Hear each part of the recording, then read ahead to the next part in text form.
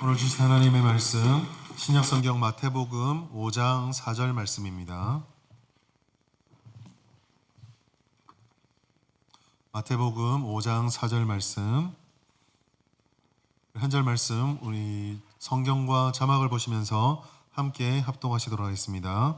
5장 4절 읽습니다. 시작. 애통하는 자는 복이 있나니 그들이 위로를 받을 것이며. 아멘. 오늘 팔복 강의 세 번째 시간으로 애통하는 자라는 제목으로 하나님 말씀 함께 나누도록 하겠습니다.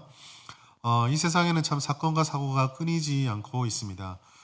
저도 물론 마찬가지고 여러분들도 아마 다 아시는 사건뿐만 아니라 개인의 사건들도 많이 겪었을 텐데요.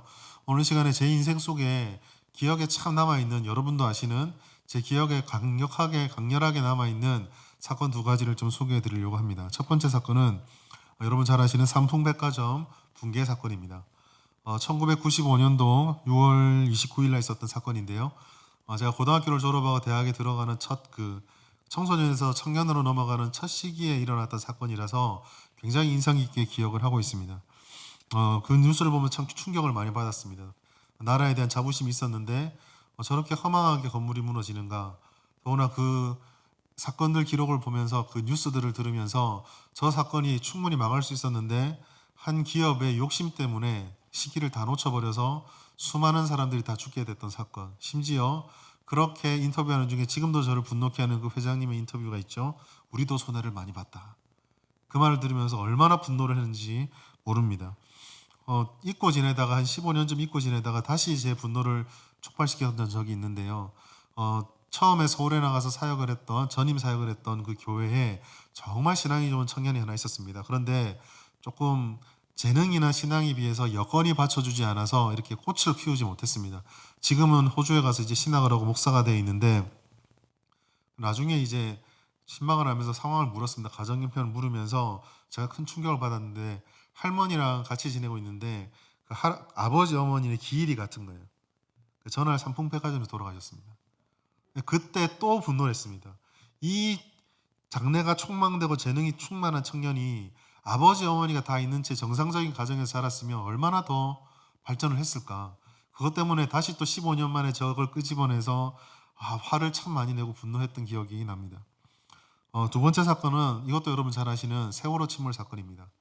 2014년도 4월 16일 날 평목항을 떠나서 평목항을 지나서 저기 제주도로 가던 여객선이 침몰했던 사건이죠. 304명의 인명피해가 발생했는데 그중에 우리를 더 분노케 했던 것은 이제 꽃다운 나이인 단원고 2학년 학생들이 262명, 그 안에서 단원고에 관련된 사람만 262명이 사망하고 실종되었던 사건입니다.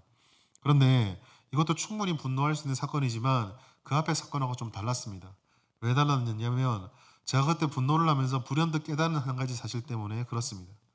처음에 삼풍백화점 사건은 제가 아직까지 소위 말해 다음 세대에 속해 있어서 우리나라가 이래서 되겠나, 이래가지고 이런 기성세대에 대한 분노가 가득 차 있었다면 저 사건이 있을 때는 제가 기성세대였습니다.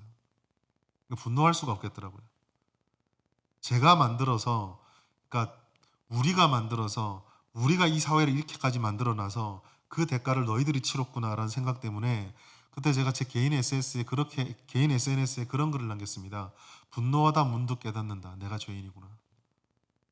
내가 책임져야 될 기생세대구나. 그런 글을 남겼던 기억이 납니다. 참 애통하고 분통한 마음이었는데, 사실 이 애통이라고 하는 정서는 우리가 참 싫어하는 것입니다. 여러분들에게 이러한 사건 사고가 일어나지 않길 정말 간절히 바라지만 여전히 우리 가운데는 이런 일들이 일어나죠. 사람들은 다 애통이라든지 비통한 것을 좋아하지 않습니다. 그런데 오늘 본문은 또 지난주에 가난을 얘기했던 것처럼 애통하는 자가 복이 되다라고 말씀을 하고 있습니다. 어떻게 애통한 자가 복이 될 수 있습니까? 만약에 애통하는 자가 복이 된다면 그 애통한 자가 받는 복은 도대체 무엇이고 그 의미는 무엇입니까? 오늘 말씀을 통해서 여기에 대해서 한번 생각해 보고자 합니다. 첫 번째, 애통하는 자가 누구냐에 대해서 함께 말씀을 나눠보도록 하겠습니다. 행복을 지상 최대의 가치로 추구하는 이 세상 사람들에게 애통이라고 하는 것은 생각조차 하기 싫은 것입니다. 그러나 오늘 성경은 애통하는 자를 말하고 있죠. 그러면 우리가 처음 물어야 될 것은 도대체 이 애통은 어떤 것인가? 이것입니다. 세상과 똑같은 것이라면 우리는 싫어해야만 하는데 뭔가 다르니까 애통하는 자가 필요하다라고 말씀하고 있지 않겠습니까? 오늘 본문 말 속에 등장하는 애통, 헬라어로 펜세오라고 하는 단어인데요. 이 펜세오라고 하는 이 단어는 조금 우리가 생각하는 그 의미가 맞긴 맞습니다. 즉 상실이나 죄로 인해서 느껴지는 슬픈 감정, 이것을 애통, 펜세오라고 말하고 있는데, 여기서 상실이라는 단어는 좀 주목해 볼 필요가 있습니다. 이 상실이라고 하는 것은 그냥 제가 들고 가는 이 성경은 아이고 어디 갔다가 잃어버렸다, 아유 아까워라, 이 정도를 느낄 때 상실을 쓰는 단어, 슬프다는 단어, 이 단어를 쓰지 않습니다.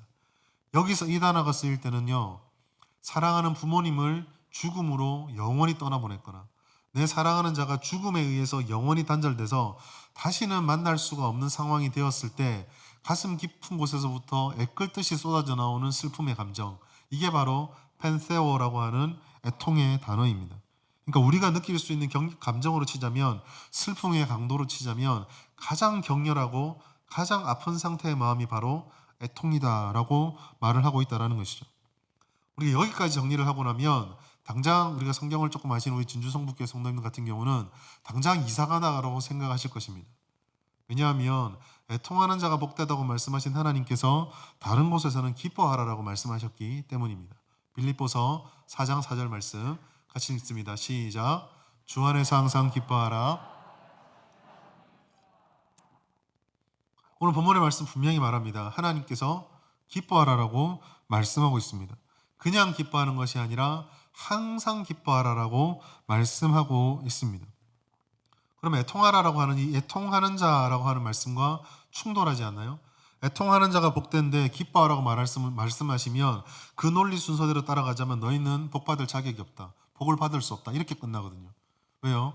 기뻐해야 되는데 애통하는 자가 복이 있기 때문 아닙니까? 성령의 열매도 이러한 충돌을 부추기는 것 같습니다.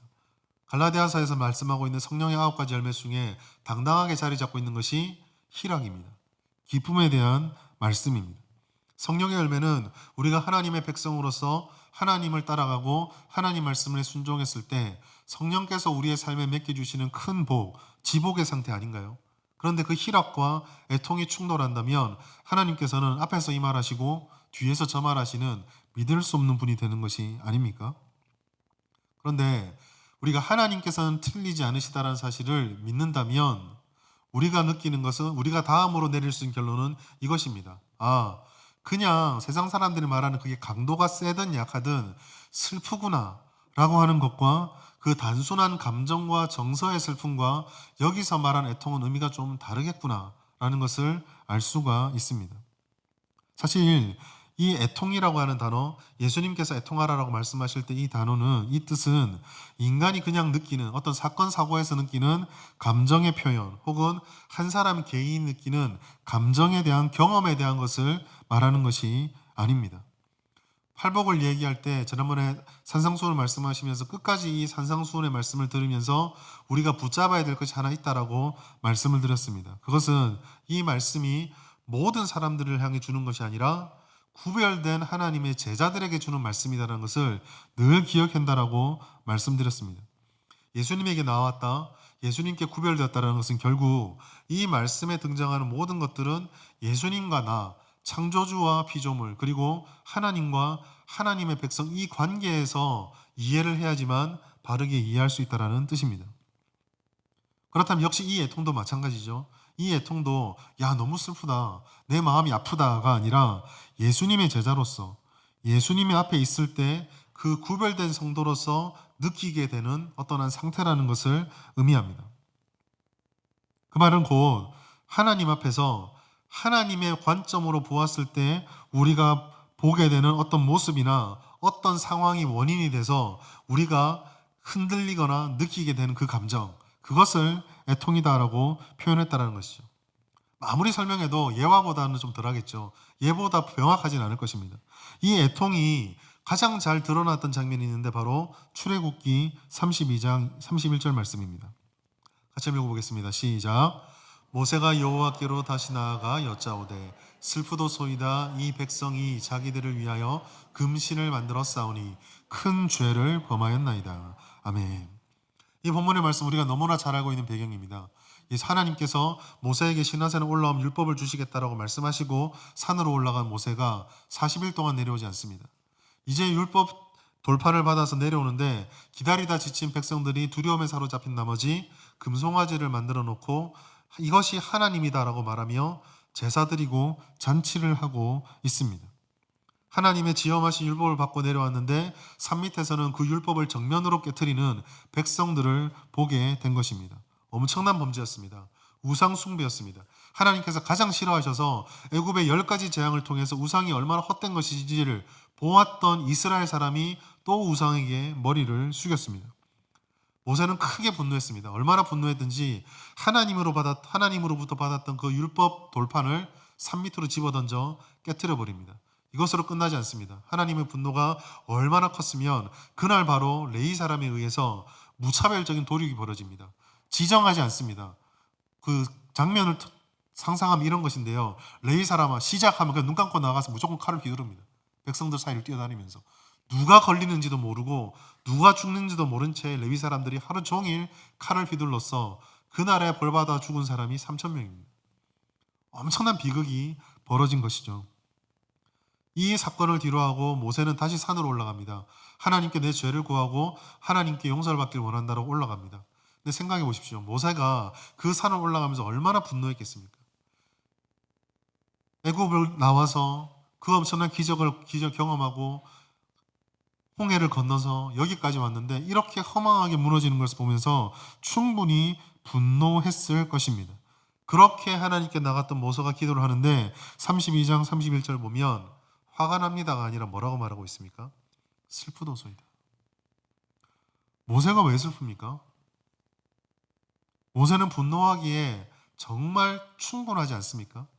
그날 200만이 넘는 백성들이 다 범죄를 저지를 때 딱 한 사람 의로운 사람이 있었다고 한다면 모세밖에 없습니다. 모세만 하나님 앞에 당당할 수 있었습니다. 하나님께서도 이스라엘 백성들을 바라보며 내가 이들을 다 멸해버리고 너로부터 시작해서 아브라함에게 그랬던 것처럼 큰 민족을 일으켰다라고 말씀하십니다. 모세는 충분히 하나님 잘 생각했습니다. 내가 한 2달 데리고 다녀봤는데 미치겠습니다. 그냥 나로부터 시작하십시다 라고 충분히 말할 수 있었을 것입니다. 그러나 모세는 어떻게 했습니까? 울었습니다. 슬퍼했습니다. 백성들의 죄를 바라보며 슬퍼했습니다. 하나님께서 부어주신 사랑이 땅바닥에 떨어지는 것을 바라보며 그 사랑을 스스로의 발로 걷어치는 백성들을 보며 가슴 아파하고 외치고 울부짖고 있습니다. 바로 이 정서. 내 죄가 아닌데 내 죄처럼 끌어안고 나는 살 수 있는데 내가 죽을 것처럼 생각하며 하나님께 울부짖는 이 정서. 자기의 세계에서는 아무 죄도 발견할 수 없지만 하나님의 마음을 깨달았기에 하나님의 눈으로 나를 바라보고 이스라엘 사람들을 바라봤기에 터져나오는 이 눈물의 정서. 바로 이것이 애통입니다. 그러므로 이 애통은 결국 죄와 깊은 연관을 가지고 있습니다. 죄와 깊은 연관을 가지고 있다고 한다는 것은 지난주에 우리가 말씀을 나누었던 죄로 인해 영적 파산에 빠진 자가 하나님께 나와 은혜를 받고 그 영적 파산의 상태를 절절하게 절감하는 채 가지게 되는 갈증의 마음인 가난한 마음과 굉장히 밀접하게 연결이 되어 있습니다. 제자가 가져야 되는 애통은 바로 이런 것입니다. 성도가 가진 애통은 바로 이런 것입니다. 죄 때문에 우리가 자격이 없음을 깨달은 사람이 그 은혜를 받아서 가난한 자가 되었음에도 다시 그 가난한 자로 영적 파산자로 돌아가는 모습을 바라보며 안타까워 울부짖는 마음입니다. 죄로 인해 무너지고 절망에 빠져서 이리저리 흔들리는 것을 아파하는 마음입니다. 그로 인해서 하나님의 은혜가 없이는 도저히 살 수가 없음을 고백하고 간청하며 그것을 깨닫지 못하는 사람들의 마음을 부어잡고 울부짖는 것이 바로 애통입니다. 이렇게 생각한다면 우리는 하나님의 그 충돌하는 말씀 2가지를 충분히 이해할 수 있습니다. 우리는 하나님이 베풀어 주신 은혜와 약속으로 인해서 항상 기뻐할 수 있습니다. 그러나 동시에 그 약속에 너무나 어울리지 않는 우리 자신을 바라보고 그 약속을 도무지 깨닫지 못하는 세상을 바라보면 동시에 애통할 수가 있습니다. 하나님으로 인해 기뻐하고 하나님으로 인해 슬퍼할 수 있게 되는 정서, 바로 이 양가 감정이 이 땅을 살아가는 성도들이 가지는 심상, 정서의 전부입니다. 하나님의 약속으로 기뻐하는 이런 모습들, 그리고 여전히 죄에 은해서 무너지고 넘어지는 자신과 타락한 이 세상을 보며 안타까워하는 마음, 이 애통이 우리 마음에 있는지를 돌아보아야 하겠습니다. 두 번째로, 애통이 이런 것이라고 한다면 그러면 누가 애통하는 자인가? 를 한번 또 질문해 볼 수가 있습니다. 근데 사실 누가 애통한 자인가라는 이 질문의 답은 너무 간단합니다. 누가 애통한 자입니까? 누가 애통할 수 있습니까? 하나님을 모르는 사람들은 절대로 하나님 마음으로 애통할 수가 없습니다. 따라서 이 애통할 수 있는 자는 딱 한 부류밖에 없습니다. 제자들, 하나님께 부름받아 하나님의 은혜를, 구원의 은혜를 경험한 성도들만이 애통할 수가 있습니다.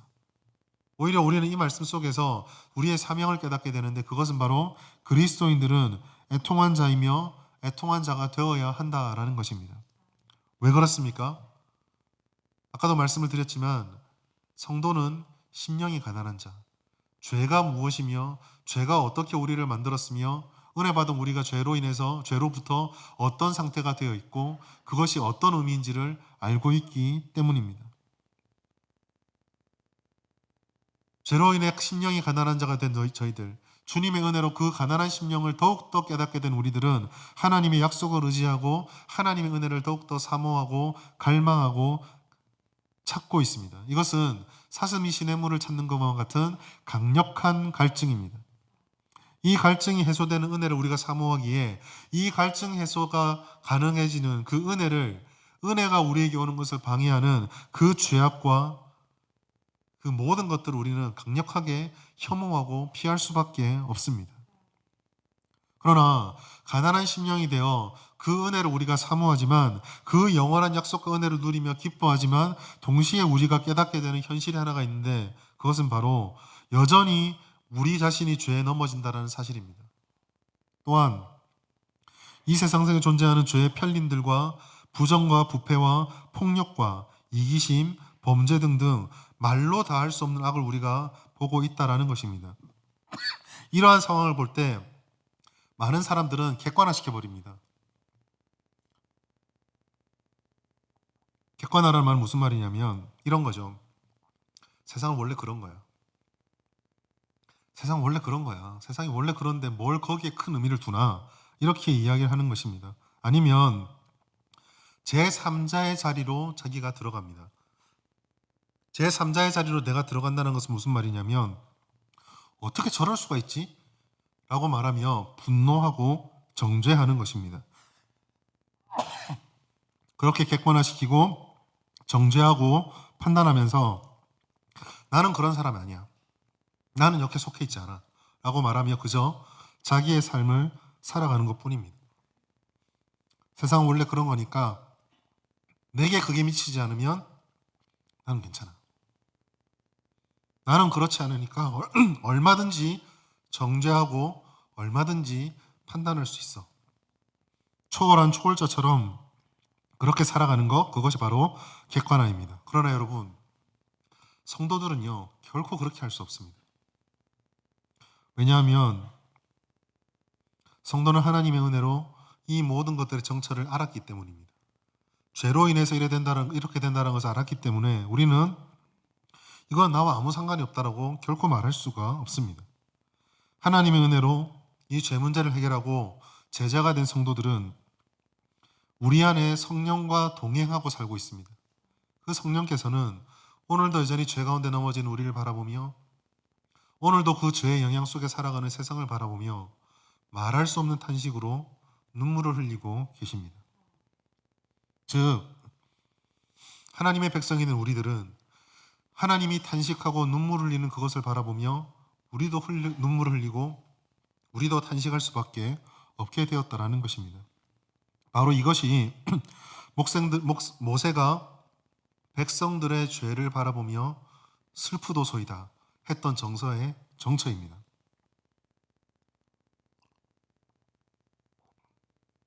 모세는 애통할 수밖에 없었습니다. 왜냐하면 그들의 모습을 통해서 자신의 죄를 보았기 때문입니다. 또한 다른 이들의 모습 속에서 발견되는 그 죄로 인해 아파하시고 눈물 흘리시는 하나님을 보았기 때문입니다. 어떻게 애통하지 않을 수 있습니까? 어떻게 하나님을 사랑하면서 하나님이 아파하신데 나와는 상관없는 일이다라고 말할 수 있겠습니까?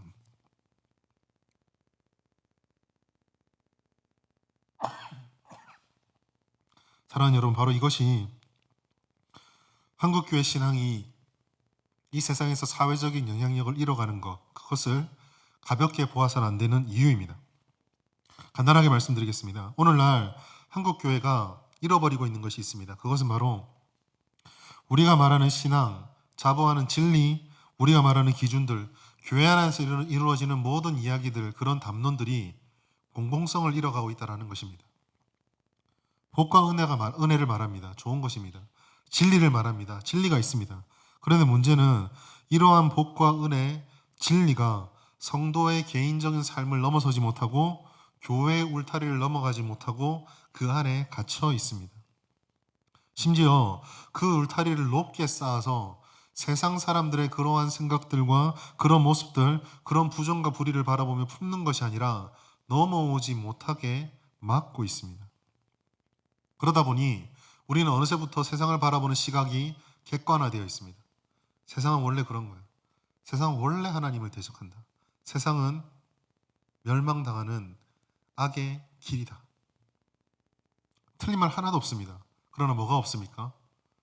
그들 속에 구원할 자를 두시고 그들 가운데 하나님 나라를 이루어가길 원하시는 하나님의 마음, 애통하는 마음이 교회에서 사라져버렸습니다. 세상의 죄와 타락의 모습을 보면서 우리는 애통하는 것이 아니라 판단하고 정죄만 하고 있습니다.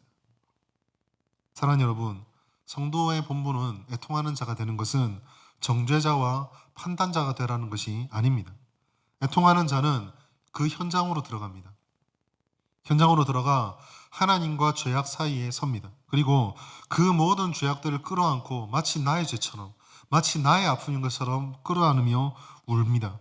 현실을 나의 현실로 품습니다. 세상이 이렇게 하나님 타락했습니다. 세상이 이렇게 타락했습니다. 여기까지는 누구나 합니다. 바리새인도 했었습니다. 그러나 바리새인과 세리의 결정적인 차이는 무엇입니까? 바리새인은 세상은 이렇게 악하나 나는 그렇지 아니하니, 나는 금식하고 나는 주께 은혜를 받아서 나는 이렇게 여기에 서서 은혜를 누리니 오 주여 감사합니다로 끝났습니다. 그러나 세리는 고개조차 들지 못하고 슬프도소이다, 나는 죄인입니다 라고 울었습니다. 하나님의 공의가 무너지고 죄가 여전히 사라지는 그 현실에 우리는 통탄하는 그런 것이 애통하는 자입니다. 한없이 가난한 심령이 되고 그 심령 속에서 주체할 수 없이 흐르는 눈물 때문에 아파하는 사람이 바로 애통한 자입니다. 그렇기 때문에 이 애통한 자는 그 순간부터, 하나님의 마음을 깨닫는 그 순간부터 더 이상 축복과 은혜만 외칠 수가 없게 됩니다. 만일 이것을 외면하고 모든 것이 잘 된다, 복 받는다, 복이 최고다, 은혜만 받으면 된다라고 말한다면 그것은 애통과는 거리가 먼 것입니다. 복이 없다가 아닙니다. 은혜를 받지 않는다가 아닙니다. 은혜를 받습니다. 복을 받습니다. 그러나 은혜를 받으면서도 여전히 죄악이 있는 내 자신의 모습이 발견됩니다. 은혜가 있는데 그 은혜를 모르며 하나님을 대적하는 세상이 보입니다. 어떻게 은혜가 있으니 은혜면 다 된다, 복만 받으면 된다라고 말할 수 있나요? 축복받는 것이 하나님의 뜻이다라고 무조건 말할 수가 있나요? 하나님 울고 계신데, 하나님 애통하고 계신데. 만약 우리가 그렇게 한다고 한다면 우리는 어쩌면 하나님의 마음을 직접 보지 못하게 만들려는 사단의 눈가림에 속아 넘어가고 있는 것입니다. 주님의 마음이 아니라 우리가 원하는 하나님을 보게 만드는 것입니다. 여러분, 시편의 이 시인의 탄식을 잘 기억하십시오. 시편 42편 3절입니다. 같이 읽겠습니다. 시작. 사람들이 종일 내게 하는 말이 내 하나님이 어디 있느냐 하오니 내 눈물이 주야로 내 음식이 되었도다. 하나님을 알지 못하고 하나님이 어디 있냐 조롱하는 세상을 향해서 이 시인은 벌받을 녀석들이라고 정죄한 것이 아니라 종일 주야로 탄식하고 눈물을 흘리고 있습니다. 그러면 이렇게 애통하는 자는 아무 복이 없는 것입니까? 애통하면 어떤 복이 있습니까? 오늘 팔복의 말씀 두 번째, 애통하는 자에게는 위로가 있다라고 말씀을 하고 있습니다. 중동지방 속담에 이런 말이 있습니다. 햇빛만 쏟아지는 곳은 사막이 된다. 우리 신앙적으로 표현하자면 복만 은혜만 있는 마음은 메말라 버린다 라고 할 수 있겠습니다. 이것을 잘 보여주는 예가 있습니다. 칠레에 아타카마 사막이라는 사막이 있습니다. 저게 사막인데요. 내셔널 지오그래픽이라는 곳에서 연구한 연구에 따르면 현재 이 사막은 그 당시에는 전 세계에서 사하라 사막보다 더 건조한 가장 건조한 지역이다라고 불렸습니다. 지질학자들은 창조론적으로 좀 이렇게 부딪히는 부분이 있지만 자신들의 과학 지식으로는 2000만 년 동안 건조 상태로 이 땅이 있었다라고까지 얘기했던 지역입니다. 그런데 이 지역에 이상한 일이 생겼습니다. 2015년 슈퍼 엘니뇨 현상 때문에 비가 이 사막에 내립니다. 그냥 내린 것이 아니라 자그마치 12시간 동안 비가 내립니다. 기상학자들에 따르면 그 지역에 7년 동안 내릴 비의 강수량이 12시간 만에 내렸다라고 기록이 되어 있습니다. 그 후 사막이 어떻게 바뀌었을까요? 이렇게 바뀌었습니다. 단 12시간 만에 그 모래 사막이 초원이 푸르는 동산으로 바뀌고 바닥이 전부 꽃밭으로 변해버렸습니다. 생명이 없다라고 생각했습니다. 생명을 싹 틔울 씨가 없다라고 생각했습니다. 그러나 비가 내리자 언제 그랬냐는 듯이 생명이 돌아왔습니다. 우리의 영혼도 마찬가지입니다. 신자의 삶도 마찬가지입니다. 하나님 앞에서 가난한 심령에게 쏟아지는 눈물, 애통의 눈물은 결코 비극이 아닙니다. 그것은 오히려 메마른 심령이 하나님을 향해 간절한 소망과 하나님을 품고 흘리는 눈물이 됩니다. 그렇기 때문에 그 눈물은 죄를 깨달은 사람의 안타까운 마음을 위로해주는 생명의 눈물로 바뀌게 되는 것입니다. 고통과 안타까움 속에 인내하는 의인의 마음이 그 눈물 속에 녹아 있습니다. 회개하고 구원을 받았음에도 여전히 자신의 힘으로 온전히 죄의 유혹을 극복하지 못하는 자기 자신에 대한 처절한 한탄과 인식이 담겨 있습니다. 더 나아가 세상 속에서도 하나님을 전혀 깨닫지 못한 이 세상의 어리석음을 바라보는 안타까움이 그 눈물 속에 스며들어 있습니다. 바로 이렇기 때문에 하나님의 마음을 품고 눈물을 흘리는 자가 애통하는 자이기 때문에 예수님과 똑같은 마음으로 세상을 바라보는 그 마음을 품었기 때문에 예수님께서는 이러한 애통하는 자가 복이 있다라고 말씀하시는 것입니다. 왜냐하면 이 땅에 진정한 위로를 주시기 위해 오셨던 예수님께서 위로의 사명을 감당하시고 눈물을 흘리시고 그 위로가 우리에게 올 것을 약속해 주셨기 때문입니다. 여러분, 십자가는 극렬한 애통함입니다. 오늘 오후 예배 때도 잠시 말씀을 드리겠지만 아들 예수를 그토록 처절한 고통과 비참함 속에 죽게 하셨던 그 애통이 십자가 위에 녹아 있습니다. 예수께서는 우리 죄로 인해서, 세상 죄로 인해서 십자가의 그 큰 고통을 당하셨습니다. 세상의 애통함을 다 짊어지셨습니다. 그리고 살아나심으로 그 애통을 생명으로 바꾸어 주셨습니다. 즉 십자가의 애통은 절망의 구렁텅이에 우리를 빠뜨리는 애통이 아니라 희망과 생명을 주기 위한 소망의 외침이었습니다. 하나님께서는 통회하는 마음과 죄를 깨닫는 마음에 소망을 주십니다. 예수 그리스도의 복음을 우리가 알 때 절망의 상태를 벗어날 수 있는 소망이 그곳에서 있음을 깨닫게 됩니다. 가난한 심령에 찾아오신 성령께서는 불의와 죄악 가운데, 그리고 하나님의 은혜를 받았으나 하나님을 사랑하나 여전히 하나님 앞에 한없이 부족한 자기 모습을 보며 흔들리고 아파하는 사람들의 마음에 힘을 주시고 위로를 주시고 보증을 주십니다. 성령께서는 하나님 말씀을 통해 그렇게 하시고 우리의 양심의 자극을 통해서 그렇게 하시고 가치관의 변화를 불러오는 내적 변화를 통해서 그렇게 하시며 우리의 삶의 변화를 통해서 점점 주님 앞에 닮아가는 모습으로 우리를 위로하고 이끌어 가시는 것입니다. 따라서 이 놀라운 은혜를 경험하고 하나님의 약속된 심령을 따라 애통을 추구하고 애통을 부여잡는 사람은 하나님께서 약속하신 이와 같은 은혜를 경험하게 됩니다. 이사야서 61장 2절 말씀, 여호와의 은혜의 해와 우리 하나님의 보복의 날을 선포하며 슬픈 자를 위로하신다라고 하셨던 하나님의 약속의 말씀이 무엇인지를 깨닫게 되며, 그리고 이 하나님의 최종 약속을 경험하게 됩니다. 요한계시록 7장 17절 말씀 같이 읽습니다. 시작. 이는 보좌 가운데에 계신 어린 양이 그들의 목자가 되사 생명수 샘으로 인도하시고 하나님께서 그들의 눈에서 모든 눈물을 씻어 주실 것입니다. 아멘. 참된 믿음이 있으면 이와 같은 약속의 말씀을 주신 하나님을 압니다. 하나님을 알게 되기 때문에 우리의 삶의 현장에서 벌어지는 우리의 연약함, 그리고 세상의 악과 부패를 보며 아파하고 눈물을 흘립니다. 그런 우리의 눈물을 예수님께서 친히 고통을 겪으셨기에 위로하시며 닦아주십니다. 그러므로 애통하는 자는 하나님이 주시는 진정한 위로와 하나님으로부터 오는 은혜를 경험하게 되는 것입니다. 이 기쁨은 세상이 알지 못하는 것입니다. 울면서 웃는, 정신 나간 사람은 좀 보일지 모르겠지만 그 울음 뒤에 있는 다른 어떤 것으로도 바꿀 수 없는 초월적인 기쁨, 사막에도 생명의 꽃을 피우는 생명수 같은 은혜의 기쁨과 위로가 우리에게 임하게 되는 것입니다. 바로 이것이 하나님의 마음대로 애통하는, 마음을 따라 애통하는 자, 하나님의 마음이 약속하신 위로를 받을 것입니다 라고 하는 이 말씀의 뜻입니다. 마지막으로 애통을 위해 우리가 무엇을 살펴야 될지를 짧게 보도록 하겠습니다. 세상은 자신들의 욕심과 만족, 자신들의 기쁨과 행복을 추구합니다. 그러나 근본적인 문제인 죄의 문제를 해결하지 못했기 때문에 그들이 무엇을 움켜쥐든 무엇으로 행복을 찾든 결국 가짜이며 영원하지 않습니다.